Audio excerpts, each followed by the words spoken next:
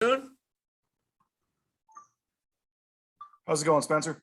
BJ, what's going on, brother? Hey, not much. 8 turnovers through 2 games. How impressed have you been? That was such a big focal point in the offseason to be doing it through 2 games. How's it feel? Well, it's awesome, BJ. Let me tell you, it's a huge focus for us, and our players have really grabbed hold of it, and you can see the habits start to come to life that we've been working on from the spring to the fall, and the creating those 8 takeaways has been awesome, and obviously, hopefully, we keep getting them. So it's just been cool to see our guys work on it, man. We from the drills to after practice, catching the ball, doing ball searches, punching the ball out. It's been huge. It's been cool to see it pay off for them. And not just the turnovers, you guys are trying to get upfield once you get the ball. I think you lead the nation in interception return yards, and it seems like you guys there's just this mindset of as soon as you get the ball, you're taking off. What's to that, I guess, and how much does that help to get extra yards after you get a turnover? Yeah, we talk about a time, BJ, just like, it's a team win, team games. And so we talk about the field position battle. And so whenever we get the ball, we want to score. We want to be the best return team in the nation. We talk about on defense. We talk about clearing the numbers. Like if you get that ball, you get right to the numbers and everybody else start creating that wall and we're going to go score. And just getting that mentality, when you get the ball in your hand, let's go score. And then if we don't, let's set up the offense. Because at the end of the day, that's what defense is. We just got to get the ball back. And we're trying to continue to get the ball back to our offense, help the field position for the entire team, and get as many yards as we can. But we're preaching it. We want to score. We get an interception in practice, we're scoring. We're taking that thing all the way and just getting that mentality and those habits built in our guys. It's been cool to see it pay off for them. And final one for me, the D-line got billed with all this hype and stuff going into the season. I know you're without scale right now.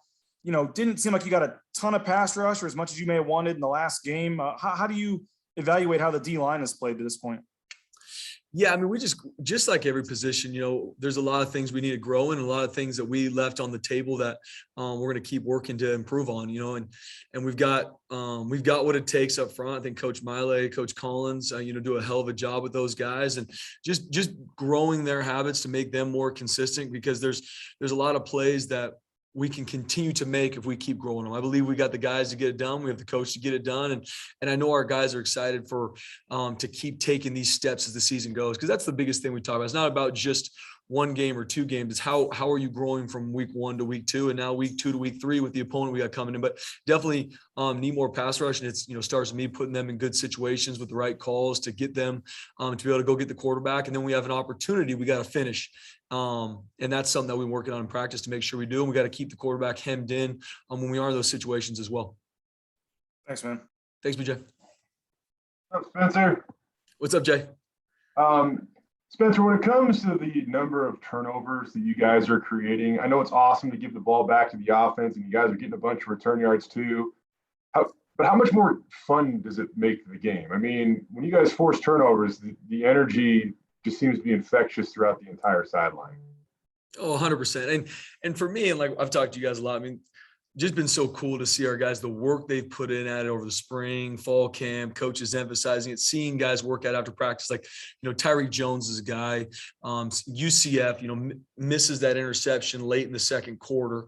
And he's working on that exact catch in practice where he gets an equipment manager after practice and he's throwing him that exact ball. And then he goes, makes an interception on that exact ball in the game. Like that's why, that gives so much fulfillment as a coach to see a young man maybe not do something the way he wants to, learn from it, grow from it, and then succeed. Like that's everything for me. Cause that's going to be the same thing we're teaching these guys in life when they're going to go be husbands and fathers one day, but it's awesome. Seeing our guys have fun, making blocks on returns, seeing, messing with Zeke Noah, how he looks like he's back at Helix High School when he's running down the sideline, when he's playing tailback, like it's awesome.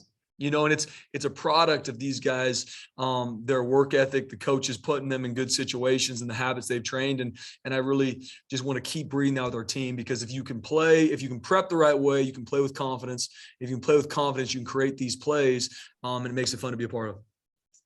What does DJ Schramm bring to your team? He had a big hit on special teams earlier on, and I don't know if the UTEP ball carrier came out of the end zone the rest of the game. And then he obviously got a lot of run even at backer just due to the nature of the game. What does he bring to your team? DJ is one of the smartest football players you'll be around and one of the most tough guys you'll be around. He's that guy that is to a T, low ego, high output. Shows up to work every day. If it's special teams, if it's kickoff to backer to whatever you need, DJ Schramm is down for it. And he's got a great beard, which is also a huge plus. You know what I mean? Obviously that's a big struggle of mine. You know what I mean? But he's that guy that he's a great teammate. He preps. He's one of the best players on our team at prepping and understanding what it takes, and Riley and Zeke around him doing that. So he always knows where he's supposed to be. He's confident when he gets in there, and he's a savvy football player. I mean, he's that guy that will make plays for if it's kickoff to playing backer, because he's savvy, and he's savvy because he's prepped to get to that point. But he's just everything you want in a Boise State football player. He's tough. He's disciplined. He needs no fluff. He's just going to show up to work every day. And you know what you're getting from DJ, regardless of what day it is and what time he's going to be ready to go. I suck at growing beards too, by the way. Yeah. Yeah, not my forte. One more, I talked about JL with this a little bit earlier over the summer, but if you go back middle of the summer, there were some preseason accolades that were handed out, and JL was left off the team. And whether it was sheer coincidence or not, I don't know. But that same day he tweeted, "Make them regret that decision." And at the moment, he's leading the Mountain West in tackles. Andy Avila said he had something in his eye. You could just see that JL is going to have a big game against UTEP. What have you seen out of JL, and how much is he meaning to your defense so far? He's a huge part of it. He's a huge part of it. Obviously, not only his play on the field, but how he leads off the field, and seeing him grow in that over the offseason to now and step into that role has been huge. And also, he's the guy that, takes coaching and learns from things. Because, I mean, obviously it's super talented, has all the tangibles. Great kid to be around, but seeing him grow in how he studies the game, how he preps, he gets around the Callas and the Tyreek Jones. That's been awesome to see. It's been awesome to see him take steps. It's been awesome to see him take steps in how he practices and really knowing, okay, what does it take to practice from Sunday to Friday so I can be able to use the talents the Lord gave me and show up in a major way on Saturday. That's been cool to see because he's a phenomenal kid to be around. Obviously, a super talented kid. And it's awesome to see the work. I mean, he was that guy that was working over Christmas break. I mean, he was that guy. He was here in the weight room training, and you'd see him. He's like, "Coach, I'm getting ready for season," and it's December. And now seeing some of those things come to fruition for him, and obviously, and I'll be the first to say about every position, everyone's got a lot to grow in, coaches included, to continue to push this thing forward. But it's just awesome to see him reap some of those rewards of the work he's put in. I'm excited to see him take a big step this week, and I know he's fired up. Thank you, Spencer. Appreciate you, Jay. What's up, Spence? What's up, Ron? So Jackson Cravens, what stands out about him on the field, and how is his skill set different than Scale Gahon's? Yeah, Jackson is extremely violent at the point of attack, very physical. He's a big dude too. He carries his weight. He's probably 6'2" and change, right around that 300. But he's also very quick, has very quick feet. For a big guy, if you were to see him do agility drills and see him plant and drive and change direction, extremely athletic.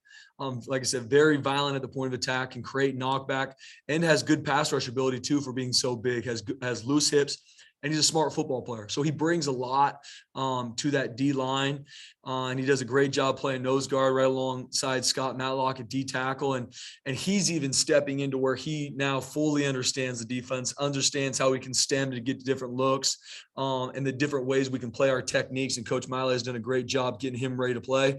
And just like a lot of these guys, he's a super talented kid that's kind of coming into his own. I think he's still got a lot of great football in front of him as he continues to understand how to play with great pad level, not play high, and what that really does, but extremely violent at the point of attack, and a very athletic kid that's over 300 pounds. And I know we've seen a lot of Devon Obacheri and Michael Callahan. I know without Scale, you guys are going to have to lean a little bit more on depth. I'm curious, Keegan Freeborn and Herbert Gums, both of them coming off injuries, have they been cleared to participate fully in practice yet?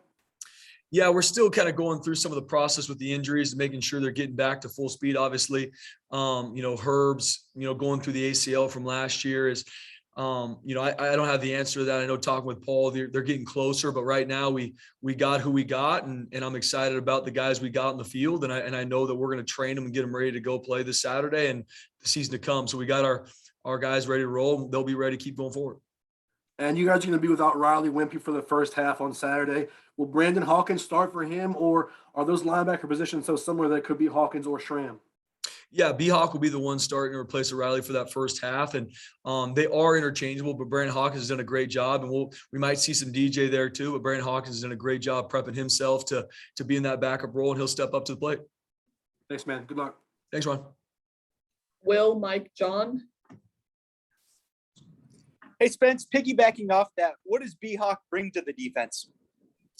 Well, it was awesome to see him run out with the hammer to start game one, because, he's a guy that I've known for a long time, helped recruit him out of Texas, battled some injuries, had a banged up shoulder early on, and just seeing him and very similar to DJ, very low ego, high output, just continues to prep. He watches Riley, watches Zeke, sees how they practice, see how they prep and develop their bodies, and just seeing him grow in his craft. He's an extremely athletic kid, fast, quick twitch, and seeing him grow from the spring to now, and seeing him being able to go in these games, get these reps, and be ready for these moments. And I know he's fired up. I was just with him a couple minutes ago, seeing him watch film and see how he continues to use these days to grow mentally so he can have the confidence on the field. It's been cool to see him. So he brings a lot to our defense, just like everybody does. They bring their own little specific piece to the puzzle. And he brings just that guy that shows up to work. He's not going to be super loud, but he's going to get his work in, and he's going to ask questions when he needs to.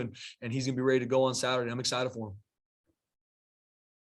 You pop on the film of Oklahoma State's offense. What stands out to you? Yeah, I'm very excited for the challenge. I think Coach Gundy and the offensive staff do a phenomenal job. They've been doing a great job on offense for a long time. And, I think their quarterback's really good. Number 3, Spencer Sanders. I think he can run. He can throw the ball a mile. He's got good receivers on the outside and inside. He's got some physical tight ends. And the O-line, they lost a couple guys from last year, but they're figuring it out. Their O-line coach does a really good job in the run game. So they do a good job putting you in conflict with stopping the run and then having the different pass options on the outside. They'll mix in tempos. They'll mix in multiple personnels that you got to be ready for in all situations. It's not just first and second down and third down. So they do a good job knowing how to attack defenses. And they do a great job game planning. They do a great job game planning what is going to stress a defense, and they're going to be very specific to that defense and how they're going to attack them. So tons of respect for their offense, tons of respect for the athletes they have. And we're fired up for the challenge. Thanks, Spence. Thanks, Wolf. Good seeing you. Hey, Spencer, a couple of targeting calls in this game, in this season so far. And, Canijos was probably legit, bang, bang, the kind of hit they're probably trying to avoid. Riley's a little bit different. Regardless of that, how do you teach that, especially after 2 targeting penalties? Because you want these guys to be bang, bang. Yeah, no doubt. And obviously it all comes down to coaching and us finding ways to coach it better, Mike. And so even today, we went through it again with our guys, talking through the strike zone. Like for us, when we talk strike zone, it's bottom of the numbers to the top of the knees. So you don't put yourself in that situation to go head-to-head contact. And you also don't put yourself in a situation where you leave it up to a decision. Where you're focused on where are my eyes at. It's bottom of the numbers at the top of the knees. We're trying to take out their legs, take out their motors, and we're not trying to involve the head-to-head contact whatsoever. And so we're going to do a better job emphasizing it and better drills to make sure we don't get in those situations again. Because obviously, to your point, they have come up 2 weeks in a row, and those are 2 of our best players that we don't want to keep losing. What role did Kaniho play? What role will Riley play in these games? I mean, obviously, kind of take on as kind of a quasi coach. Do you ask anything specific of these guys when those first halves happen?